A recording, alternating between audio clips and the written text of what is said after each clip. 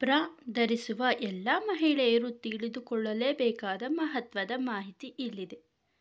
ಬ್ರಾ ಮಹಿಳೆಯರ ಉಡುಪುಗಳ ಪ್ರಮುಖ ಭಾಗವಾಗಿದೆ. ಹೌದು, ದೇಹದ ಮೇಲ್ಭಾಗವನ್ನು ಉತ್ತಮವಾಗಿಡಲು ಮತ್ತು ಸ್ತನಗಳಿಗೆ ಸಹಾಯ ಮಾಡಲು ಇದನ್ನು ಕಡ್ಡಾಯವಾಗಿ ಧರಿಸಲಾಗುತ್ತದೆ. ಹೌದು, ಇವುಗಳನ್ನು ಧರಿಸುವುದರಿಂದ ಮಹಿಳೆಯರಿಗೆ ಕೆಲವು ಸಮಸ್ಯೆಗಳು ಉಂಟಾಗಬಹುದು.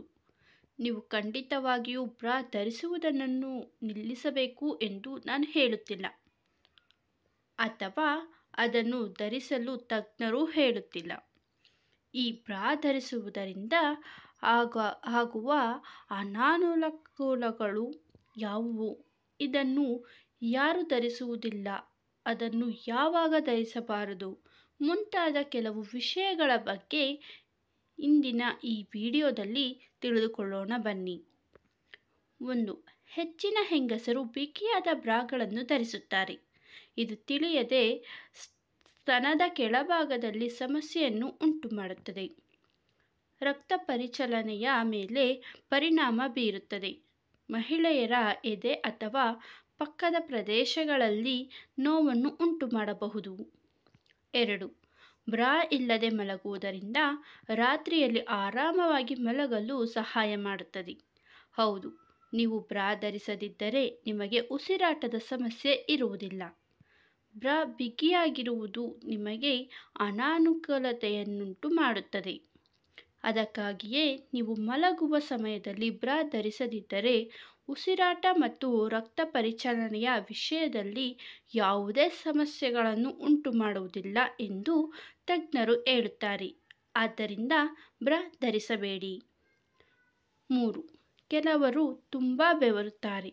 ಅಂತಹ ಜನರು ಖಂಡಿತವಾಗಿಯೂ ಸರಿಯಾದ ಬಟ್ಟೆಯ ಬ್ರಾವನ್ನು ಆಯ್ಕೆ ಮಾಡಬೇಕು, ಏಕೆಂದರೆ ಕೆಲವು ರೀತಿಯ ಬಟ್ಟೆಗಳು ಬೆವರನ್ನು ಹೀರಿಕೊಳ್ಳುವ ಸಾಮರ್ಥ್ಯ ಹೊಂದಿರುವುದಿಲ್ಲ. ಇದು ಕಿರಿಕಿರಿಯನ್ನು ಉಂಟುಮಾಡುತ್ತದೆ. ಇದಲ್ಲದೆ ನಿರಂತರ ತುರಿಕೆ ಮತ್ತು ದದ್ದುಗಳಿವೆ.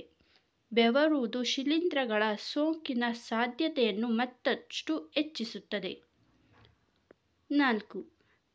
ಪ್ಯಾಡ್ ಬ್ರಾಗಳನ್ನು ಹೆಚ್ಚಾಗಿ ಬಳಸುವ ಮಹಿಳೆಯರಿಗೆ ಮೊಲೆತೊಟ್ಟು ಸಮಸ್ಯೆ ಉಂಟಾಗಬಹುದು. ಹೌದು, ಮೊಲೆತೊಟ್ಟುಗಳು ತುಂಬ ಸೂಕ್ಷ್ಮವಾಗಿರುತ್ತವೆ. ಇವು ಒಣಗಬಾರದು, ಆದರೆ ಈ ಒಣಗುವ ಸಮಸ್ಯೆ ಹೆಚ್ಚು ತುರಿಕೆಗೆ ಕಾರಣವಾಗುತ್ತದೆ. ಅದಕ್ಕಾಗಿಯೇ ಮನೆಯಲ್ಲಿದ್ದಾಗ ಬ್ರಾ ರಹಿತವಾಗಿರುವುದು ಉತ್ತಮ.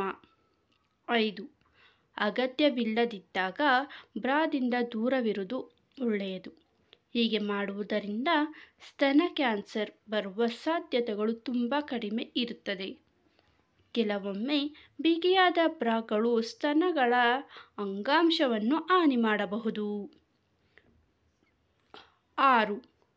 ಬ್ರಾ ಸ್ತನಗಳನ್ನು ಬಿಗಿಗೊಳಿಸುತ್ತದೆ.